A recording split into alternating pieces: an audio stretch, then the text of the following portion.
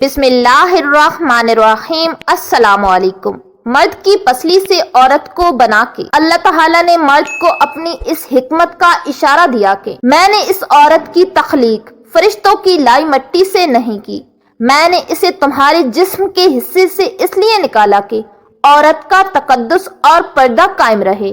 فرشتوں کو بھی خبر نہ ہونے پائی کہ زمین کی لائی ہوئی کس مٹی سے عورت کی تخلیق ہوئی، یعنی عورت کے تقدس کی حد تو دیکھیے کہ فرشتوں سے بھی اس کی بناوٹ کا پردہ لازمی قرار دیا گیا، اور پہلی عورت اس مرد کی پسلی سے نکلی جس کی وہ منکوحہ کہلائی۔ اب بات آتی ہے پسلی کی۔ عورت پسلی سے ہی کیوں نکلی؟ کیا ٹیڑھا پن وہیں سے ملا؟ نہیں، یہاں بھی حکمت سے خالی بات نہیں ہے۔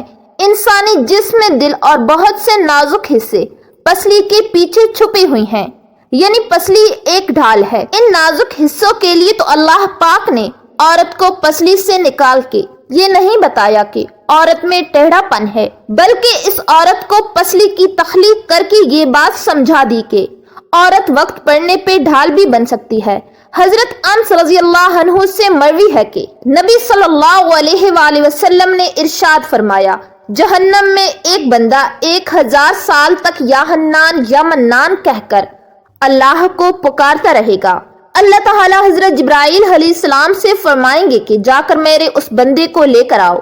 جبرائیل چلے جائیں گے، وہاں پہنچ کر وہ اہل جہنم کو ایک دوسرے کے اوپر اوندا پڑا ہوا پائیں گے اور وہ لوگ رو رہے ہوں گے۔ حضرت جبرائیل علیہ السلام اسے پہچان نہ سکیں گے اور واپس آ کر پروردگار کو اس کی خبر دیں گے۔ اللہ تعالیٰ فرمائیں گے کہ وہ فلاں فلاں جگہ میں ہے، اسے وہاں سے نکال کر میرے پاس لاؤ۔ چنانچہ جبرائیل علیہ السلام اسے لا کر بارگاہ خداوندی میں پیش کر دیں گے۔ اللہ تعالیٰ اس سے پوچھیں گے کہ بندے تو نے اپنا ٹھکانہ اور آرام کرنے کی جگہ کیسی پائی؟ وہ کہے گا کہ پروردگار بدترین ٹھکانہ اور بدترین آرام گاہ۔ اللہ تعالیٰ فرمائیں گے کہ میرے بندے کو واپس جہنم میں لے جاؤ۔ وہ عرض کرے گا کہ پروردگار، جب آپ نے مجھے جہنم سے نکلوایا تھا تو مجھے یہ امید نہیں تھی کہ آپ دوبارہ مجھے اس میں واپس لوٹا دیں گے۔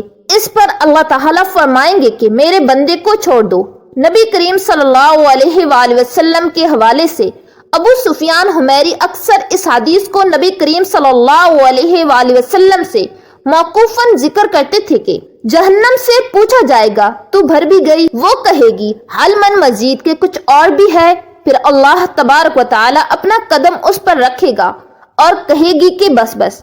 ناظرین آئیں اپنا اپنا محاسبہ کرتے ہیں۔ کیا ہم میں کوئی ایسا ہے کہ جو کہہ سکے کہ میں اپنے ایمان کا حساب کر سکتا ہوں؟ اپنے اپنے گریبانوں میں نظر ڈالیں، کوئی ایسی خوبی جس پر ہمیں یقین ہو کہ ہمیں دوزخ میں نہیں ڈالا جائے گا۔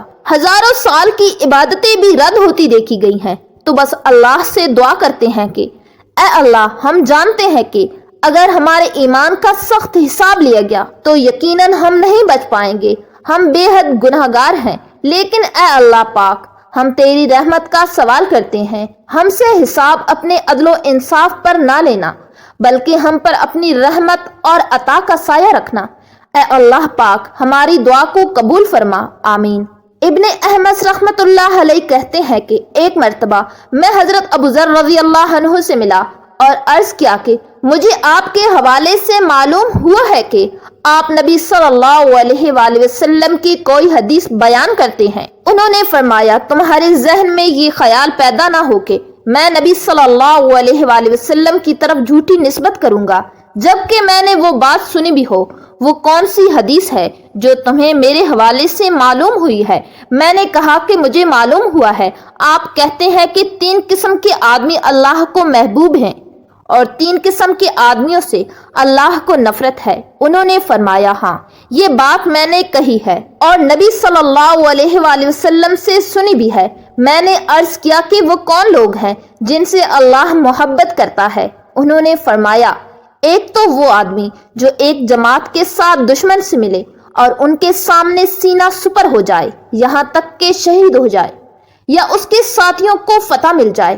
دوسرے وہ لوگ جو سفر پر روانہ ہوں، ان کا سفر طویل ہو جائے اور ان کی خواہش ہو کہ شام کے وقت کسی علاقے میں پڑاؤ کریں۔ چنانچہ وہ پڑاؤ کریں تو ان میں سے ایک آدمی ایک طرف کو ہو کر نماز پڑھنے لگے یہاں تک کہ کوچ کا وقت آنے پر انہیں جگا دے، اور تیسرا وہ آدمی جس کا کوئی ایسا ہمسایہ ہو جس کے پڑوس سے اسے تکلیف ہوتی ہو لیکن وہ اس کی ایذا رسانی پر صبر کرے تاکہ موت آ کر انہیں جدا کر دے۔ میں نے پوچھا کہ وہ کون لوگ ہیں جن سے اللہ نفرت کرتا ہے؟ فرمایا وہ تاجر جو قسمیں کھاتا ہے، وہ بخیل جو احسان جتاتا ہے، اور وہ فقیر جو تکبر کرتا ہے۔ آپ صلی اللہ علیہ وآلہ وسلم نے فرمایا کہ 7 طرح کے آدمی ہوں گے جن کو اللہ اس دن اپنے سایہ میں جگہ دے گا جس دن اس کے سائے کے سوا اور کوئی سایہ نہیں ہوگا۔ اول انصاف کرنے والا بادشاہ، دوسرا وہ نوجوان جو اپنے رب کی عبادت میں جوانی کی امنگ سے مصروف رہا، تیسرا ایسا شخص جس کا دل ہر وقت مسجد میں لگا رہتا ہے، چوتھے 2 ایسے شخص جو اللہ کے لیے باہم محبت رکھتے ہیں اور ان کے ملنے اور جدا ہونے کی بنیاد اللہ کے لیے محبت ہے، پانچواں وہ شخص جسے کسی باعزت اور حسین عورت نے برے ارادے سے بلایا لیکن اس نے کہہ دیا کہ میں اللہ سے ڈرتا ہوں، چھٹا وہ شخص جس نے صدقہ کیا مگر اتنے پوشیدہ طور پر کہ بائیں ہاتھ کو بھی خبر نہیں ہوئی کہ داہنے ہاتھ نے کیا خرچ کیا، ساتواں وہ شخص جس نے تنہائی میں اللہ کو یاد کیا اور بے ساختہ آنکھوں سے آنسو جاری ہو گئے۔ آپ صلی اللہ علیہ وآلہ وسلم نے فرمایا 3 خصلتیں ایسی ہیں کہ جس میں یہ پیدا ہو جائیں اس نے ایمان کی مٹھاس کو پا لیا۔ اول یہ کہ اللہ اور اس کا رسول اس کے نزدیک سب سے زیادہ محبوب بن جائے، دوسرا یہ کہ وہ کسی انسان سے محض اللہ کی رضا کے لیے محبت رکھے، تیسرا یہ کہ وہ کفر میں واپس لوٹنے کو ایسا برا جانے جیسا کہ آگ میں ڈالے جانے کو برا جانتا ہے۔ اللہ پاک ہم سب کو نیک عمل کرنے کی توفیق عطا فرمائے، آمین ثم آمین۔ دعاؤں میں یاد رکھیے گا۔ جزاک اللہ۔